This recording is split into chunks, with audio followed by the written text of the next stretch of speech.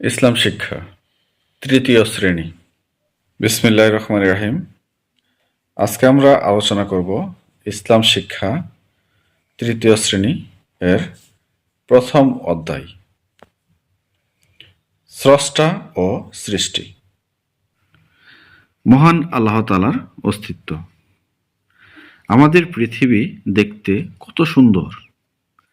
এতে রয়েছে প্রকৃতি ও জীবজগৎ, রয়েছে নানা রকম গাছপালা, ফুল ফল ও পশু পাখি।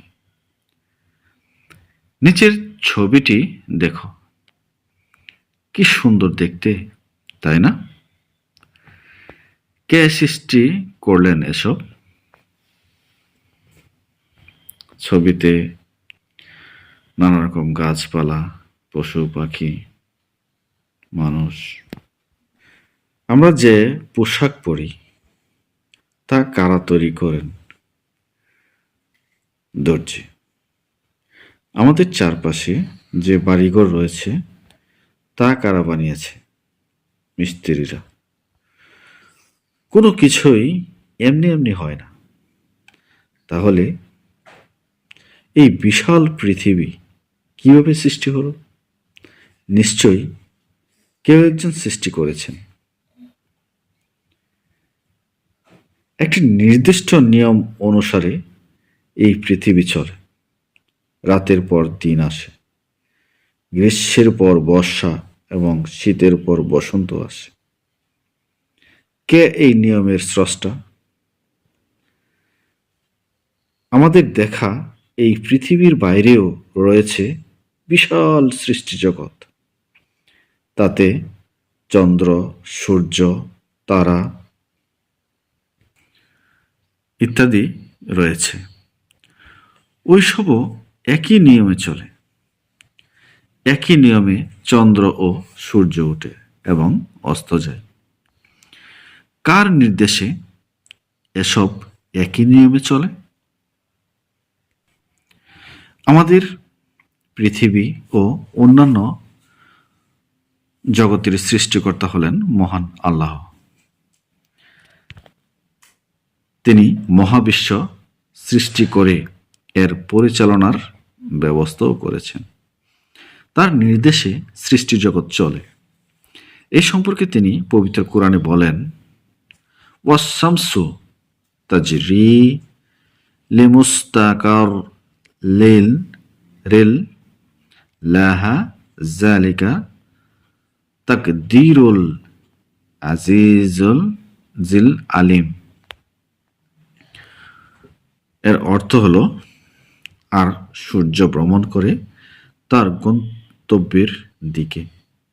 এটি পরাক্রমশালী সর্বজ্ঞের নিয়ন্ত্রণ। সূরা ইয়াসিন আয়াত 38। আমরা সৃষ্টি জগতের এসব শৃঙ্খলা দেখে মহান আল্লাহর অস্তিত্ব সম্পর্কে জানতে পারি। তার উপর আমাদের ঈমান ও বিশ্বাস সুদৃঢ় করতে পারি।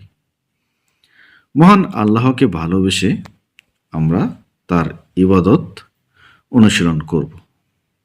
ক নাম্বার আছে, বিষয়বস্তু পড়ি ও ভাবি। নিচের ডান ও বাম পাশের তথ্যগুলো দাগ টেনে মিল করি।